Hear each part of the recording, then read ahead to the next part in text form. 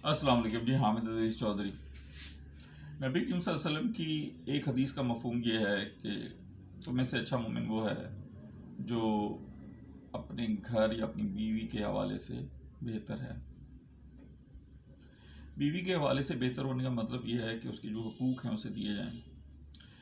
हमारे यहाँ मसला ये है कि हम अपने हकूक़ के साथ अपने माँ बाप के हकूक़, अपने बहन भाइयों के हकूक़ भी एक्सपेक्ट करते हैं बेगम से, मगर उसके हकूक़ के साथ उसके बहन भाइयों और उसके माँ बाप के हकूक़ को एक्सेप्ट करने के लिए तैयार नहीं होते, जो डिसबैलेंसिंग करता है किसी भी माशरे में।